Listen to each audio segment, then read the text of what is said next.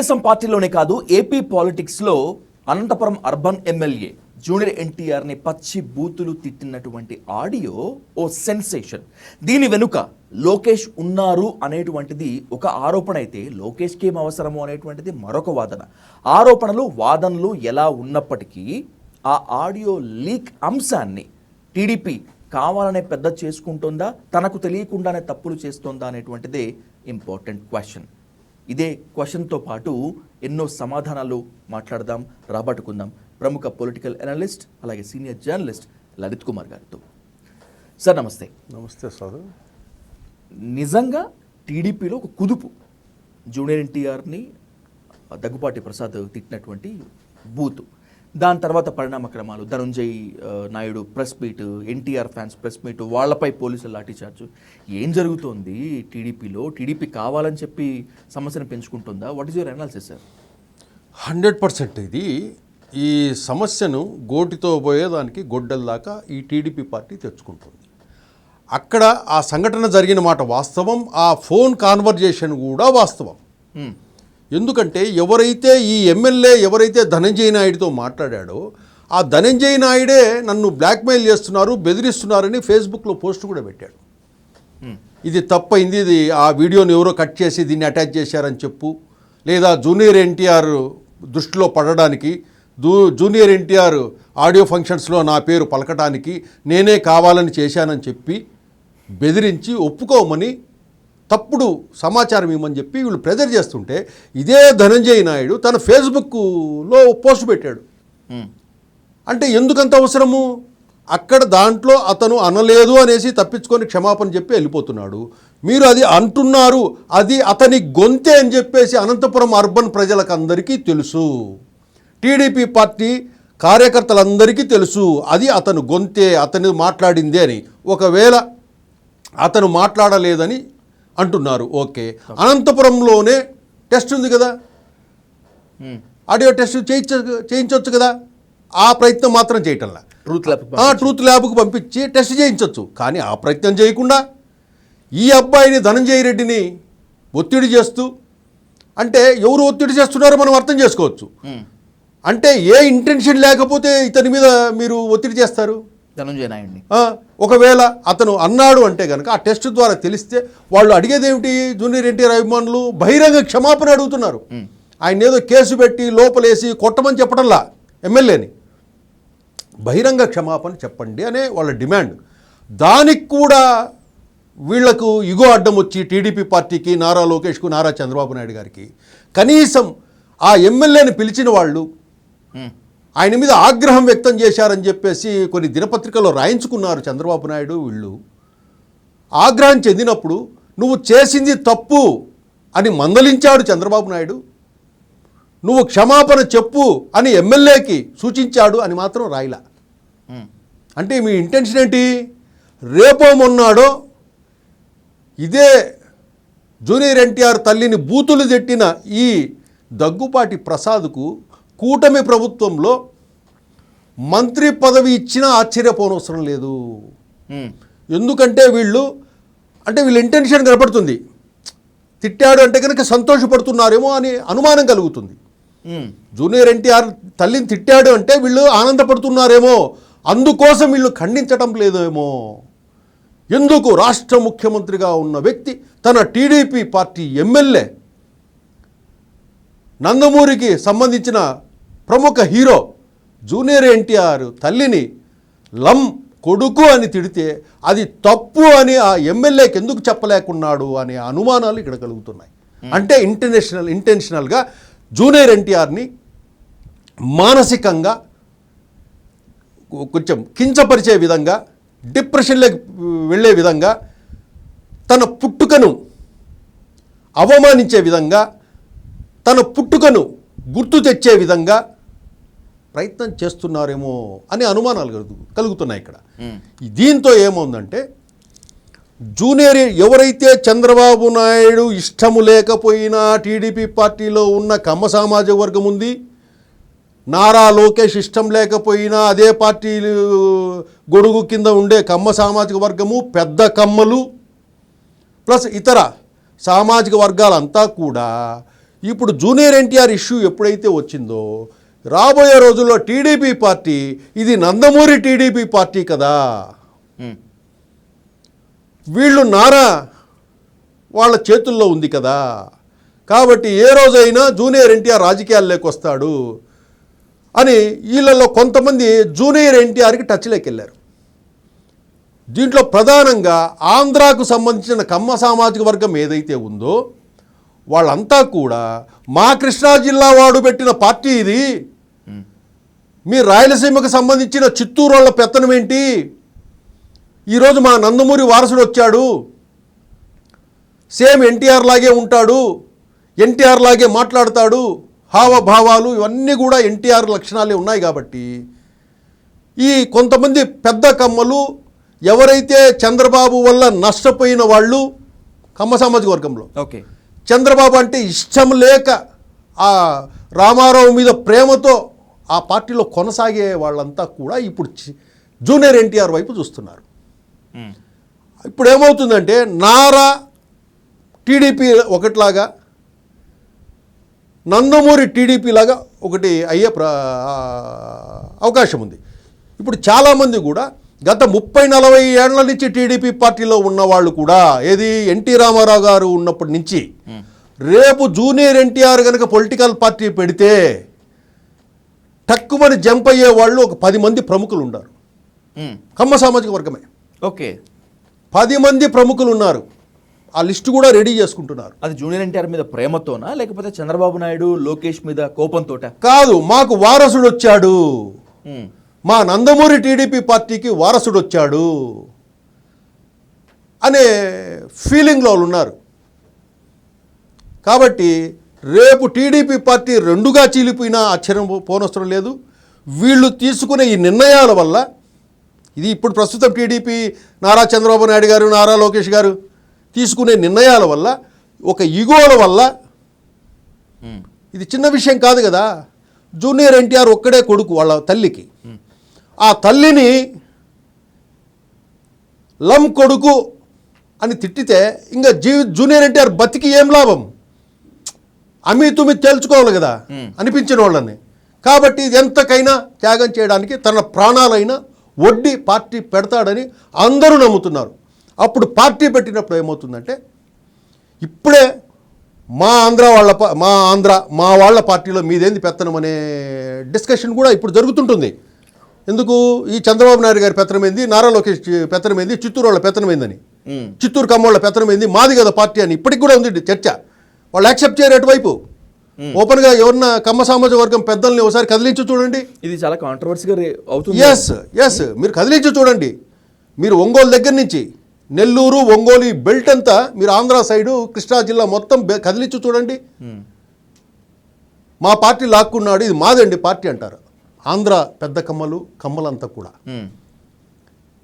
ఏమిటంటే ఇంకా ఏదో పార్టీ నడుస్తుంది, చంద్రబాబు నాయుడు ఏదో నడిపిస్తున్నాడు, ఏదో దాని గొడుగు కింద మనం ఇంకొకరికి పార్టీ ఇస్తే పరుగు పోతుందని చెప్పి ఊరికి వెళ్తున్నారు. ఇప్పుడు వారసుడు వస్తాడు. వారసుడు వచ్చినప్పుడు ఏం చేస్తారు, వీళ్ళంతా అడాప్ట్ చేసుకుంటారు. మీరు అంతెందుకు ఒక ఇంటెలిజెన్స్ రిపోర్ట్ తెప్పించండి. ఒక ఇంటెలిజెన్స్ రిపోర్టు నందమూరి తారక రామారావు రాజకీయాల్లోకి వస్తే ఏ విధంగా ఆంధ్రప్రదేశ్ రాజకీయాల్లో ప్రభావితం చూపిస్తాడు అని చెప్పి ఒకటి ఇంటెలిజెన్స్ కండక్ట్ చేయండి, సర్వే. ఆ ప్రకటన కోసం ఎదురు చూస్తున్నారు. కాబట్టి ఈ సమస్య పెద్ద కాకుండానే వీళ్ళు ఎదురుదాడి చేసి దాన్ని ఆ ఎమ్మెల్యేని రక్షించే దానికోసం టీడీపీ పార్టీని పరువు తీసి పెడతారు. వీళ్ళు ఈ ఎమ్మెల్యేని రక్షించుకోవడానికి వీళ్ళకి ఇగో అడ్డం వచ్చి బహిరంగ క్షమాపణ చెప్తే అది అన్నట్లు లెక్క, ఒప్పుకున్నట్లే ఆ ఎమ్మెల్యే అతను అన్నట్లే ప్రచారం చేయాలి. దాన్ని కొద్ది రోజులు మాట్లాడి మర్చిపోతారనే ఆలోచనతో చంద్రబాబు నాయుడు గారు ఉన్నారు. కానీ ఇది రగులుతూనే ఉంటుంది. ఈరోజు కర్ణాటక నుంచి సొంతంగా బస్సులు వేసుకొని వస్తున్నారు, కార్లు వేసుకొని, జీపులు వేసుకొని అనంతపురంకి వస్తున్నారు. అంత ఓన్గా అంటే అంత అభిమానం జూనియర్ ఎన్టీఆర్ మీద ఉంది వాళ్ళకి. ఈ రోజుటికి ఓపెన్గా చెప్తా నేను కూడా, నారా లోకేష్ బయటకు వస్తే మహా అంటే ఎవరు వస్తారు? పార్టీ కార్యకర్తలు వస్తారు, లేదా ఆ సరౌండింగ్లో ఉండే కమ్మ కులస్తులు వస్తారు. అదే జూనియర్ ఎన్టీఆర్ బయటికి వస్తే అందరూ వస్తారు సమాజంలో. ఎస్సీ, ఎస్టీ, బీసీ, మైనారిటీ, కమ్మ, కాపు, బ్రాహ్మణ, వైశ్య అందరూ వస్తారు జూనియర్ ఎన్టీఆర్ కోసం. అటువంటి ప్రజాకర్షణ కలిగిన నాయకుడు. అతన్ని ఇగోను దెబ్బ కొట్టి ఒక్కడు కొడుకు ఆ ఒక్కడు కొడుకు ఇంక నాకెందుకు జీవితము, నా తల్లిని పబ్లిక్గా టీడీపీ ఎమ్మెల్యే చేత తిట్టించినప్పుడు నా జీవితం ఎందుకు, నా జీవితం ఇంకా ప్రజల కోసమే, నా తల్లిని అవమానించే వాళ్ళను అంతు తెలుస్తానని చెప్పి రాజకీయాల్లోకి వచ్చాడు అనుకోండి. ప్రస్తుతానికి రామారావు గారు డైరెక్ట్గా గెలవకపోయినా నిన్ను ఓడగొడతాడు. ఓకేనా? నీకు ఓటమి కావాలన్నా మీ ఎమ్మెల్యే చేత బహిరంగ క్షమాపణ చెప్పించడం కావాలన్నా, అంతే కదా. జూనియర్ ఎన్టీఆర్ గెలవకపోయినా పార్టీ పెట్టి ఏది స్టార్టింగ్లోనే నిన్ను ఓడగొడతాడు. అంటే టీడీపీ మీ చంద్రబాబు నాయుడు పార్టీని ఓడగొడితే శక్తి సామర్థ్యాలు ఉన్నాయి ఇతనికి. నీకు ఓటమి కావాలన్నా మీ ఎమ్మెల్యేతో క్షమాపణ చెప్పించుతారా? రెండిట్లో ఏదో ఒకటి తెలుసుకోవాలి. అట్లా తక్కువ అంచనా చేసేదానికి లేదు. జూనియర్ ఎన్టీఆర్ను మీరు తక్కువ అంచనా వేయద్దు. కేవలం ఇప్పుడు అధికారంలో ఉంది కాబట్టి మీరు ఈ విధంగా ప్రవర్తిస్తున్నారు తప్పితే గత 5 ఏళ్ల పాలనలో వీళ్ళంతా ఎక్కడున్నారండి? జగన్మోహన్ రెడ్డి అధికారంలో ఉన్నప్పుడు అండర్ గ్రౌండ్, తర్వాత 2 ఏళ్ల తర్వాత కరోనా అయిపోయిన తర్వాత బయటకు వచ్చారు అంతే. అప్పుడు వేటాడుతున్నాడు ఇదే జగన్మోహన్ రెడ్డి, పరిగెడుతున్నారు వీళ్ళంతా. ఈరోజు అధికారం ఉంటేనే వీళ్ళకి బలం, అధికారం లేకపోతే బలం ఉండదు. మీరు ఎగ్జాంపుల్ మొన్న ఆంధ్రజ్యోతి కొత్త పలుకులో కూడా P4 గురించి రాసినటువంటి P4 దానికంటే ముందు రాశారు, టీడీపీ పార్టీ యొక్క స్వరూపాన్ని రాశారు. ఓకే,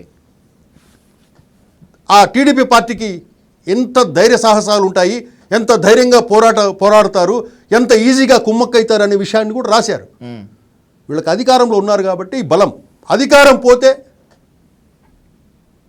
వాళ్ళకు అంత ధైర్యంగా వీళ్ళు రాలేరు. అదే జగన్మోహన్ రెడ్డి పార్టీ అధికారం ఉన్నా అదే ఉంటారు, అధికారం లేకపోయినా అదే ధైర్యంతో ఉంటారు. అది వైసీపీకి టీడీపీకి తేడా.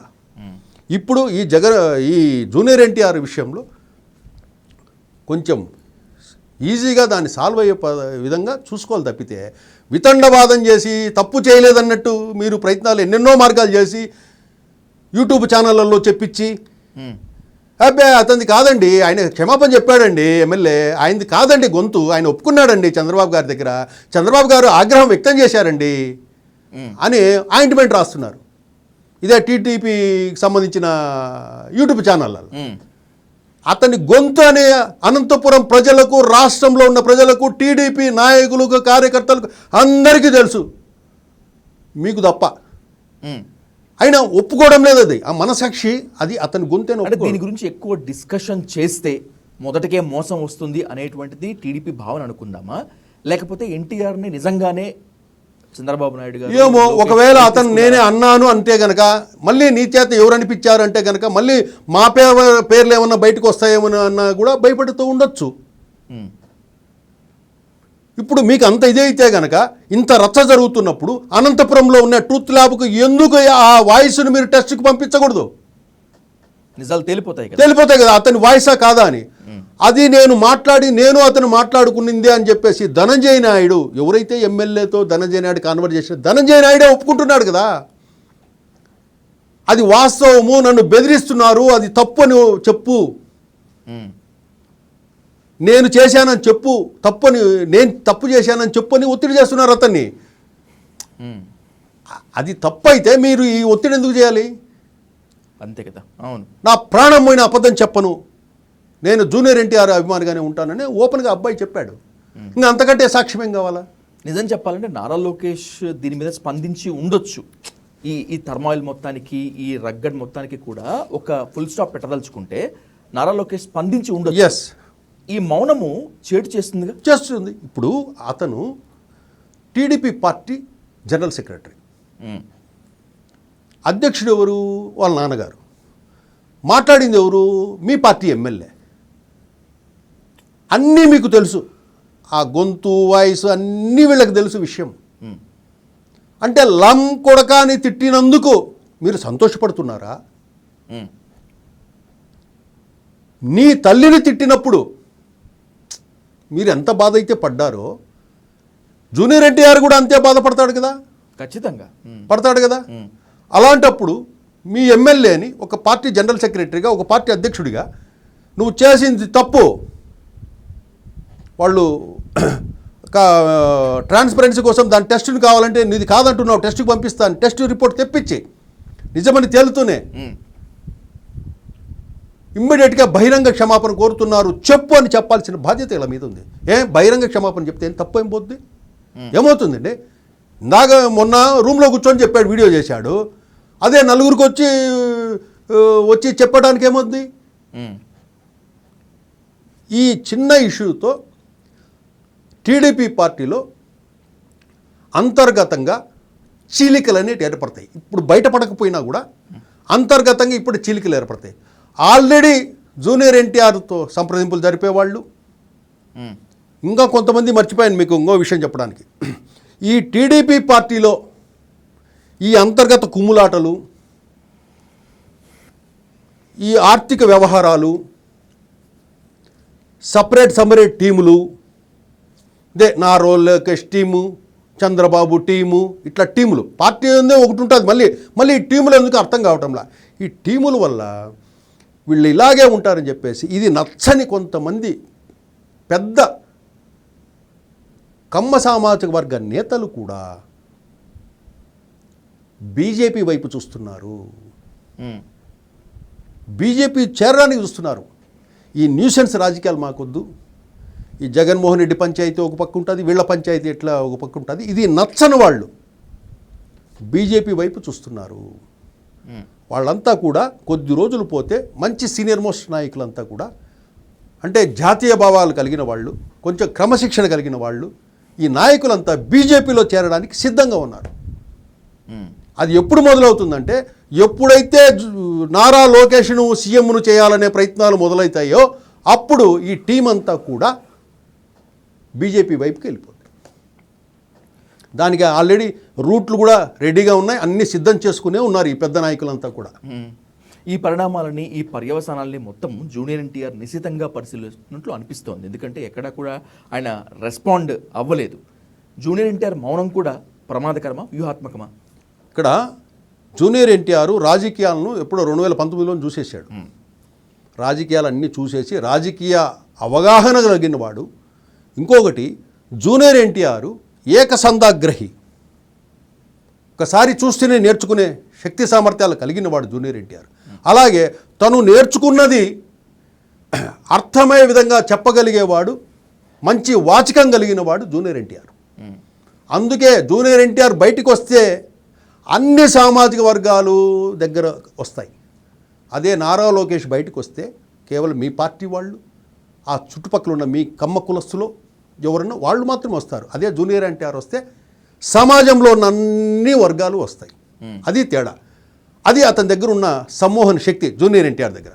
కాబట్టి దాన్ని ఇగో వరకు లాగి మీ పార్టీని మీరు డ్యామేజ్ చేసుకోకుండా సింపుల్గా గోటితో పోయేదాన్ని గొడ్డల వరకు తెచ్చుకోకపోతే కనుక ఈ టీడీపీ పార్టీలో అలజడులు లేకుండా స్మూత్గా 29 ఎన్నికలకు వెళ్ళగలుగుతాయి. లేని పక్షంలో ఈ రప్చర్ ఎప్పుడైతే స్టార్ట్ అవుతుందో, ఒకవేళ ఇంకొకటి జూనియర్ ఎన్టీఆర్కి బీజేపీ వాళ్ళ మద్దతు బాగా ఉంది, బీజేపీతో మంచి సఖ్యత ఉంది, బీజేపీ వాళ్ళు జూనియర్ ఎన్టీఆర్ను మంచి గౌరవంగా చూస్తారు, బీజేపీని నమ్మడానికి లేదు. మోడీ ఎలాంటి వాడంటే నారా లోకేష్ 2 hours కూర్చోబెట్టాడు, డిన్నర్ పెట్టాడు ఇంట్లో మోడీ అని చెప్పేసి వీళ్ళు సంతోషపడుతున్నారు. మోడీ ఎలాంటి వాడంటే జూనియర్ ఎన్టీఆర్ను 3 గంటలు కూర్చోబెట్టుకొని డిన్నర్ పెట్టేవాడు. మోడీ ఫిట్టింగ్లు ఇలా ఉంటాయి. అట్లనే మోడీ బాగా నా క్లోజ్ అని చెప్పేసి మీరు సంబరపడద్దు. ఏదో ఒక రోజు అమిత్ షా డిన్నర్కి పిలుస్తాడు. అంత ర్యాపో ఉంది వీళ్ళకి, జూనియర్ ఎన్టీఆర్కు, బీజేపీకి జూనియర్ ఎన్టీఆర్కి. కాబట్టి మీరు జూనియర్ ఎన్టీఆర్ను తక్కువ అంచనా వేయద్దు. ఆల్రెడీ ఇంటెలిజెన్స్ రిపోర్ట్ అంతా కూడా వాట్ అబౌట్ జూనియర్ ఎన్టీఆర్, అనేది ప్రతి 3 నెలలకు ఒకసారి మన తెలుగు మీడియా నుంచి కూడా ఇన్ఫర్మేషన్ పిఎంఓ ఆఫీస్కి అమిత్ షా దగ్గర కూడా తెప్పించుకుంటుంటారు. కాబట్టి ఈ ఇష్యూ రైజ్ అయింది కాబట్టి ఇక్కడున్న బీజేపీ నాయకులంతా కూడా అబ్జర్వ్ చేస్తున్నారు. రేపు జూనియర్ ఎన్టీఆర్, ఎందుకంటే సమయం ఉంది, ఇప్పుడు వచ్చేస్తే కనుక 2029కి వెళ్ళిపోవచ్చు జూనియర్ ఎన్టీఆర్. గెలుస్తాడా ఓడతాడా తర్వాత విషయం. ఎవరైతే తన మనసులో ఉన్నాడో వాడిని మాత్రం జూనియర్ ఎన్టీఆర్ ఓడగొడతాడు. ఆ శక్తి సామర్థ్యాలు పుష్కలంగా జూనియర్ ఎన్టీఆర్ దగ్గర ఉన్నాయి. కాబట్టి ఈ రప్చర్ అంతా చేసుకోకుండా సింపుల్గా ఒక బహిరంగ క్షమాపణ చెప్పేస్తే అడికి ఇష్యూ సాల్వ్ అయిపోద్ది. అది కూడా అతను కాన్షియస్లో ఉండి చెప్పింది కదా ఆ మాట. నైట్ అతను డ్రింక్ చేస్తాడు, ఎమ్మెల్యే దగ్గుబాటి ప్రసాద్ మందు తాగి అందరికీ ఫోన్లు చేస్తే అర్బన్లో అందరికీ పొలిటికల్ లీడర్స్ అందరికీ తెలుసు. ఆ మద్యం మత్తులో ఏదో అనేశాను, తప్పు అయిపోయింది, క్షమించండి అంటే పోతుంది. ఇంత రప్చర్ అవసరం లేదు కదా. ఓకే, ఒక చిన్న మాట మీరు గుర్తుపెట్టుకోండి. రాముడు సీత అగ్నిప్రవేశం చిన్న ఇష్యూ, ఒక చాకలి వ్యక్తి ఏదో అన్నాడని చూసారా, చిన్నవి ఎంత ఇష్యూ అయింది. రాముడు కుటుంబంలోనే అంత అయింది. అలాంటిది టీడీపీ పార్టీలో ఒక తల్లిని అకారణంగా దూషించిన ఇష్యూతోనే ఎందుకు పుట్టదు ఇంకో రాజకీయ పార్టీ? ఎందుకు అనుకోకూడదు మనం? అంతే. కాబట్టి ఏదైనా కూడా ఎప్పటికప్పుడు దాన్ని సాల్వ్ చేసుకుపోవడం ఉత్తమం. కానీ దాన్ని ఎదురుదాడి చేసి మన చేతుల్లో మీడియా ఉంది, మన చేతుల్లో సోషల్ మీడియా ఉంది, మన చేతుల్లో డిజిటల్ మీడియా ఉంది, ఎదురుదాడి చేద్దాం అంటే కుదరదు. కానీ ఏదైనా కూడా వాస్తవం బ్లాస్ట్ అయ్యేంత వరకే. బ్లాస్ట్ అయిన తర్వాత కాలినాయి, చేతులు కాలినాయి, కాళ్ళు కాలినాయి కూడా వృధా. Right. Thank you so much sir.